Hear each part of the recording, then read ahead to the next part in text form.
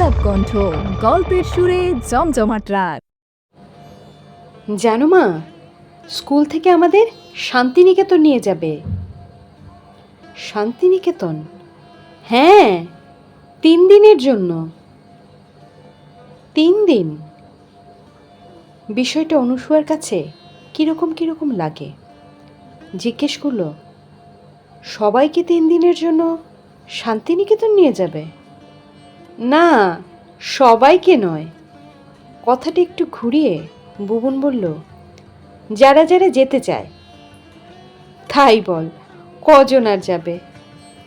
আমি কিন্তু নাম দিয়ে এসেছি, আরও অনেকে দিয়েছে। অনেকে দিয়েছে মানে?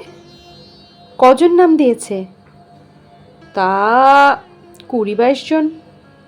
শুধু 7 আর 8-এর স্টুডেন্টরা।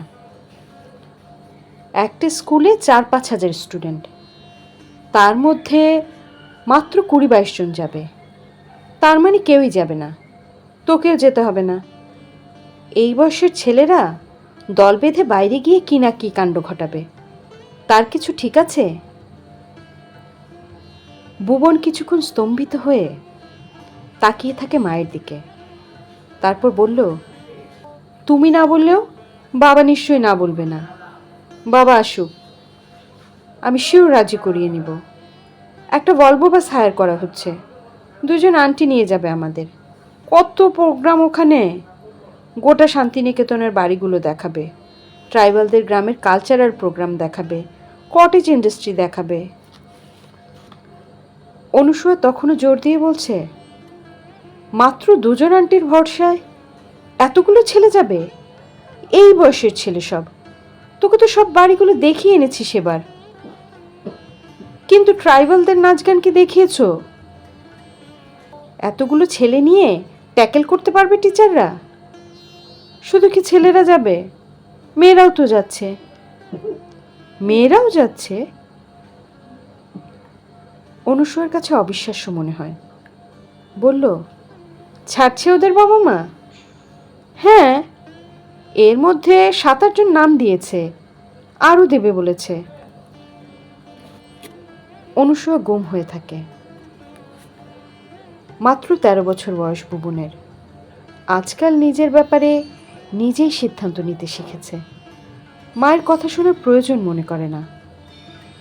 বুবুনের বাবা ফিরল রাত 9টা নাগাদ। তাকে দেখেই বুবুন ঠিক সেই কথাগুলো বলল যা সে এর আগে বলেছে মায়ের কাছে। তার বাবা এইসব বিষয়ে একটু উদার, তবু বলল, তোর মা কি বলছে? মা তো শোনা মাত্রই নাকচ করে দিয়েছে যাওয়ার প্রোগ্রাম। আমি কিন্তু যাবই। মা ঠিক বুঝতে পারছে না ওখানে গেলে কতটা আনন্দ হবে। রজতাবু বলল, তা তো হবেই। ঠিক আছে, তোর মাকে আমি বুঝিয়ে বলছি। অনেক ছেলে মেয়ে যদি একসঙ্গে যায়, তুইও যাবি। অনুসুয়া একেবারে তেলে লঙ্কায় জ্বলে উঠল। বলল, তুমি তো ওকে সাপোর্ট করবেই, কিন্তু এই বয়সের ছেলেমেয়েরা এখনো নিজেদের ভালো মন্দই বুঝতে শিখেনি। বাইরে কি না কি ঘটিয়ে ফেলবে কে বলতে পারে। মাঝে মধ্যে খবরের কাগজে অত সব খবর বেরোয়, হয়তো পুকুরে দল বেঁধে স্নান করতে নামলো। সাঁতার জানে সবাই তা তো নয়, কি যে অঘটন ঘটিয়ে ফেলবে কে জানে। তাও যদি প্রিন্সিপাল নিজে যেতেন তাহলে কথা ছিল। ঠিক আছে, আমি প্রিন্সিপালের সঙ্গে কথা বলবো। কক্ষনো না, দাঁড়াও, আমি দাদানের সঙ্গে কথা বলছি। বুবুন ঘাড় ঝাঁকাতে ঝাঁকাতে নিচে এলো। দাদান বসেছিল কম্পিউটারে। তাকে বলল, দাদান, স্কুল থেকে আমাদের শান্তিনিকেতন নিয়ে যাচ্ছে, মা বলছে যেতে দিবে না। তুমি তোমার মেয়েকে একটু বোঝাও তো। দাদান বিষয়টা অনুধাবন করে বললেন, বন্ধুদের সঙ্গে এক্সকারশনে গেলে অবশ্য ভালো এক্সপোজার হয়। ভালো মানে খুব ভালো। ওখানে ট্রাইবালদের এলাকায় নিয়ে যাবে, ওদের নাচ গান দেখাবে, একটা কটেজ ইন্ডাস্ট্রিতে নিয়ে যাবে, তাদের কাজকর্ম দেখাবে। দিদান বোধহয় ছিলেন রান্নাঘরে, ছুটে এসে বললেন, শান্তিনিকেতন যাবি মানে? মানে আবার কি? বিষয়টা শুনে দিদানও মুহূর্তে নাকচ করে দিলেন। বললেন, এত বড় স্কুল, তার মধ্যে মাত্র কজন, তার মানে প্রায় কেউই যাবে না। তাছাড়া শান্তিনিকেতন তো তোর ঘোরা, তুই তো তোর বাবা মায়ের সঙ্গে এই তো 6 মাস আগে ঘুরে এলি শান্তিনিকেতন। বাবা মায়ের সঙ্গে যাওয়া আর ক্লাসের বন্ধুদের সঙ্গে যাওয়া কি এক হলো? কি যে বলো না, কি যে হই হই করবো 3 দিন, এত আনন্দ কি আর বাড়ির লোকের সঙ্গে হয়? দিন দুয়েক ধস্তাধস্তির পর মা যদিও বা রাজি হলো, দিদান তখনও লড়াই দিয়ে যাচ্ছেন। তুই এখনো ছোট, এখন কি এভাবে ছেড়ে দেয়া যায়? সকালে গিয়ে সন্ধ্যায় ফিরতি, তাহলে তবুও বলা যেত। 3 দিন সঙ্গে মোবাইল থাকবে না, মোবাইল নট অ্যালাউড। শুধু আন্টিদের কাছে মোবাইল থাকবে, যার দরকার হবে আন্টিদের সঙ্গে কথা বলে নেবে। সে কি, মোবাইল থাকবে না? কি করে জানবো তোরা কোথায় আছিস, কেমন আছিস? সবার সঙ্গে তর্ক বিতর্ক করে পর্যাপ্ত লড়াই দিয়ে শেষ পর্যন্ত যাওয়াই সাব্যস্ত হলো বুবুনের। মা বলল, দেখিস ফিরে আসার পর যেন কোনো আন্টি কোনো কমপ্লেন করতে না পারে। তুমি দেখে নিও, বাইরে বেরোলে কিরকম গুড বয় হয়ে থাকি, তা তো জানোই, বলে মাকে আশ্বস্ত করল বুবন। বুবন তখন হাওয়ায় ভাসছে।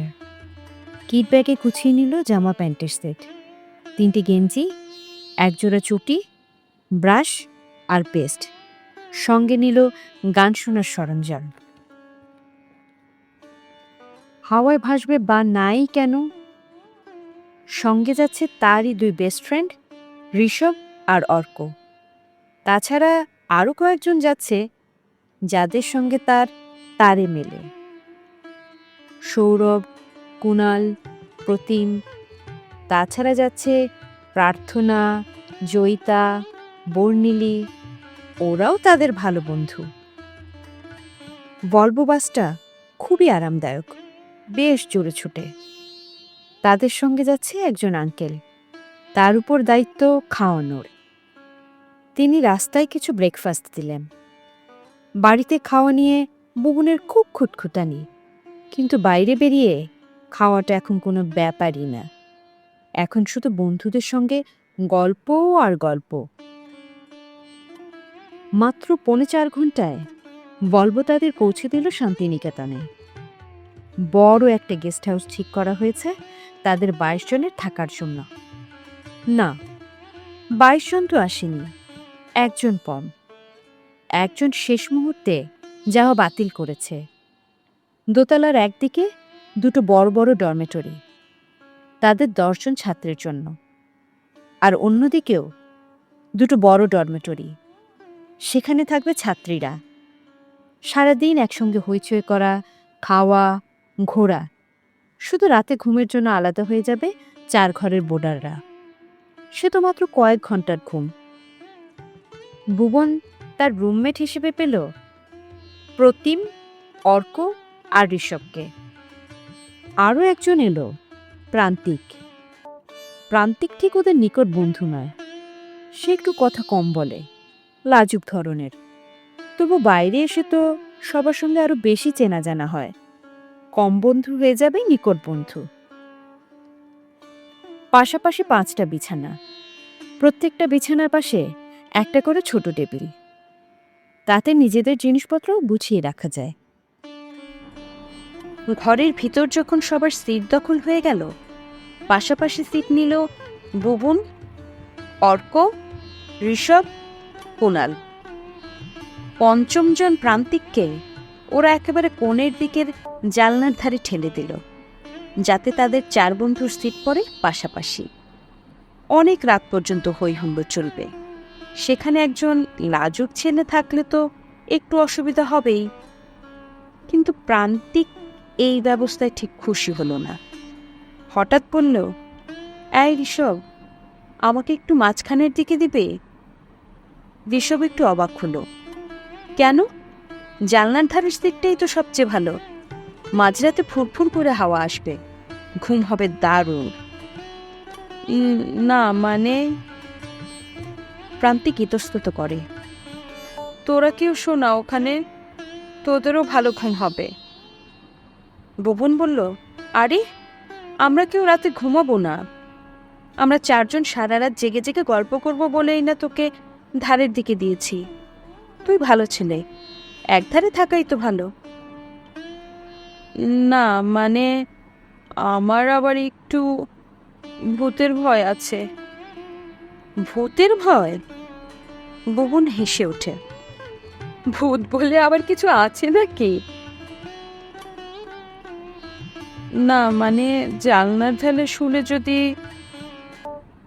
তখনও প্যানপ্যানি করতে থাকে প্রান্তিক। যদি রাতের বেলায় ভূত হাত বাড়িয়ে তোর সুন্দর পাতার চুলগুলো কেটে দেয়, তাই ভয় পাচ্ছিস? ভুবন হাসতে হাসতে বলে।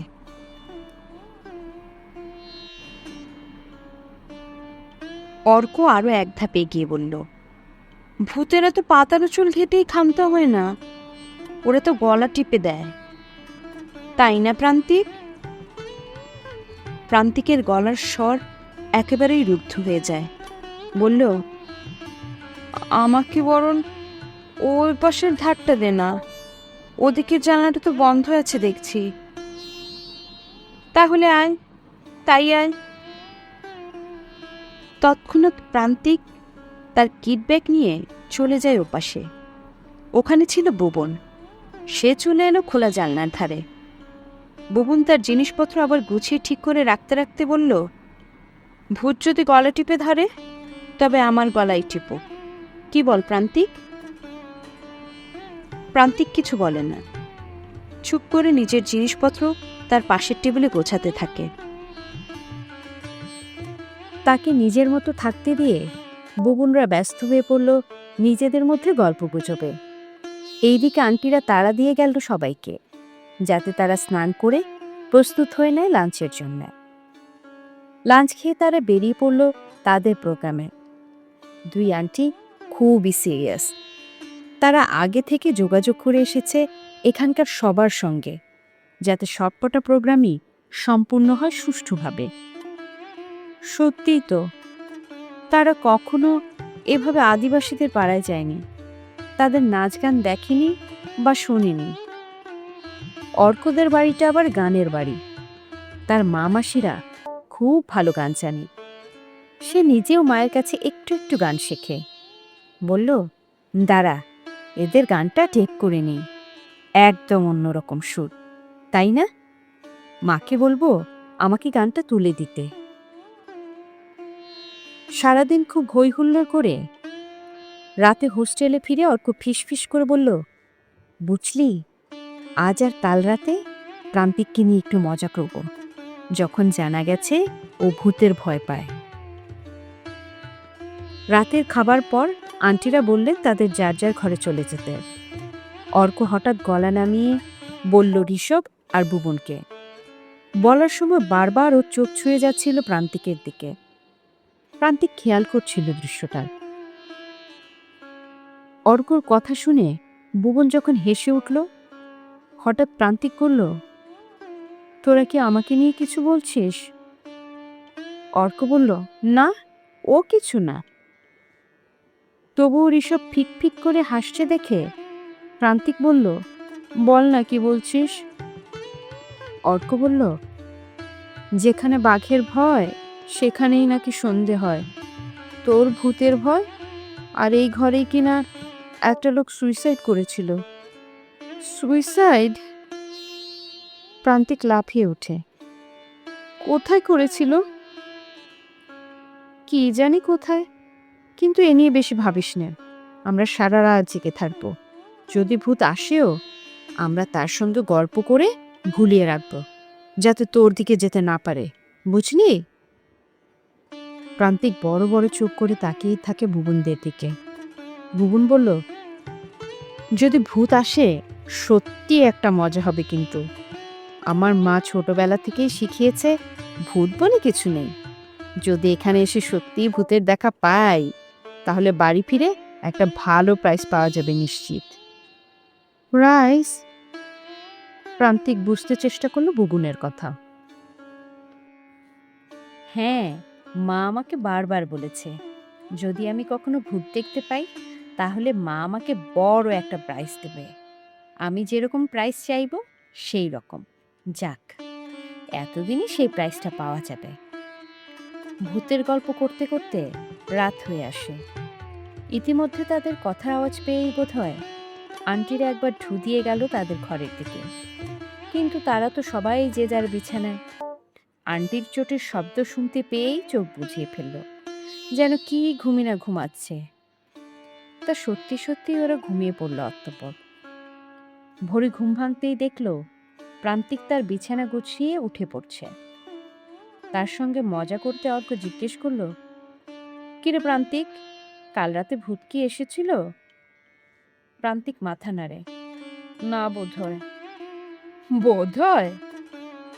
কুণাল হাসল, আমরা সারা রাত জেগে পাহারা দিয়েছি না, ভূত এলে আমরাই তো তার গলা টিপে ধরবো, আমাদের সঙ্গেই আর কি। সেই দিনও সারাদিন তাদের কেটে গেল বাইরে নানা প্রোগ্রামে। বেশ কাটছে মজায়। গেস্ট হাউসে খাওয়া দাওয়া হচ্ছে দেদার। সেই দিন সন্ধ্যের পর গেস্ট হাউসে ফিরে অর্ক ভ্রুতে ইঙ্গিত করে বলল, এই আজ রাতে কিন্তু প্রান্তিককে একটু ভয় দেখাবো। ঋষভ আর কুণাল বলল, ঠিক ঠিক। কিন্তু ভুবন বলল, না রে, বেচারি এমনিতেই ভূতের ভয়ে আধখানা হয়ে আছে, তার উপর যদি সত্যি ভয় দেখাস। অর্ক মুচকি হাসল, শুধু কিছু বলল না। সেই দিন অনেক রাত পর্যন্ত গল্পগুজব করে যখন ঘুমের উদ্যোগ করছে, অর্ক হঠাৎ বলল, কিরে প্রান্তিক, তাহলে মানছিস তো ভূত বলে কিছু নেই? প্রান্তিক একটু উষ্মা প্রকাশ করে বলল, তোরা রাত হলেই কেন ভূতের কথা তুলিস বলতো? বারে, যার যখন সময় তখন তার কথাই তো বলা উচিত। ভূতগুলো তো দিনের বেলা ঘুমোয় আর রাতের বেলায় জাগে, তাদের কথা তো রাতেই বলতে হবে, না হলে তারা শুনতে পাবে কি করে? প্রান্তিক কথা না বলে ঘুমানোর চেষ্টা করতে থাকে। গোটা ঘর অন্ধকার। কিন্তু একটু পরই হঠাৎ কিরকম খুটখুট ধূপধাপ শব্দ শুরু হলো ঘরের মধ্যে। বুবুন দেখল সাদামতো একটা অবয়ব ঘরের মধ্যে হঠাৎ নাড়াচাড়া করছে, ঘোরাফেরা করছে ধূপধাপ শব্দ করে। ঋষভ ফিসফিস করে বলল, বুবুন, কি যেন একটা ঘুরছে ঘরের মধ্যে। বুবুন বলল, চুপ কর ঋষভ, আমার মনে হচ্ছে অশরীরী কিছু একটা ঢুকেছে ঘরের মধ্যে। তাদের কথোপকথন তখন শুনতে পেয়েছে প্রান্তিক। সে নিশ্চয়ই চোখ খুলে দেখতে পেয়েছে সে সাদা অবয়বটা। হঠাৎ বিছানায় উঠে বসে মুখে আ করে বলল, বুবন, ভূত। ভুবন বলল, কোথায় ভূত? ওই তো। প্রান্তিক তখন তোতলাতে শুরু করেছে। সাদা অবয়বটা তখন ধূপধাপ করে ঘরের ভেতর ঘুরছে, আর প্রান্তিকের মুখ থেকে তখন শুধু গোগো শব্দ বেরোচ্ছে। ভুবন দুম করে উঠে দেয়ালে আঙুল টিপে লাইটটা জ্বালাতেই সবাই দেখল খবরের কাগজে মোড়া একটা শরীর ঘুরে ফিরছে ঘরের মধ্যে। ভুবন চেঁচায়, এই অর্ক, তোর মুখ থেকে খোল কাগজটা। অর্ক হাসতে হাসতে খবরের কাগজ সরায়, আর তাই দেখে প্রান্তিক একদম বোকা বনিয়ে তাকিয়ে থাকে ফ্যাল ফ্যাল করে। ভুবন অর্ককে বকতে শুরু করে, অর্ক, কি রে তুই? জানিস প্রান্তিক ভূতে ভয় পায়, আর তুই? প্রান্তিক তখনও হাঁপাচ্ছে কোণের বিছানায় উঠে বসে। এসব মজা করে বলল, প্রান্তিক, কাল সারা রাত আমরা জেগে পাহারা দিয়েছিলাম যাতে ভূত না আসে, আর আজ সেই ঘুমাতে চেষ্টা করেছি, অমনিই ভূতটা। প্রান্তিক এবার কাচুমুচু মুখ করে বলল, আমি খুব ভূতে ভয় পাই বলে তোরা আমার সঙ্গে। পরদিন তাদের ফেরার পালা। বাসের সিটে বসে ভুবন একসময় অর্ককে বলল, তুই ভয় দেখিয়েছিস প্রান্তিককে, এখন প্রান্তিক যদি আন্টিদের বলে দেয় কি হবে? অর্ক বলল, কি আর হবে, বাইরে বেরিয়ে এমন 2-4টে মজা তো করতেই পারি। বুবুন বলল, না রে, আন্টি যদি আমার মাকে কমপ্লেন করে, মা আর কোথাও আমাকে একা যেতে দেবে না। বলেই বলল, দাঁড়া, একটু ড্যামেজ কন্ট্রোল করে আসি, নইলে যদি আন্টিকে কমপ্লেন করে। প্রান্তিক বসেছে একেবারে শেষের দিকে সিটে একা একা। তার পাশে গিয়ে বসল বুবন। বলল, তুই কি সত্যি সত্যি ভয় পেয়েছিস প্রান্তিক? প্রান্তিক প্রথমে চুপ করে রইল, তারপর আস্তে আস্তে বলল, সত্যিই প্রথমে ভয় পেয়েছিলাম, কিন্তু আলো জ্বাললে যখন দেখলাম ওটা অর্ক, তখন আমার ভুল ভাঙল। তারপর একটু থেমে বলল, ভালোই হয়েছে রে, আমার ভূতের ভয়টা এখন আর নেই। আমি বুঝতে পারলাম সবটাই বেশ মজার। ভূতকে নিয়ে তোরা যখন মজা করতে পারিস, আমিই বা পারবো না কেন?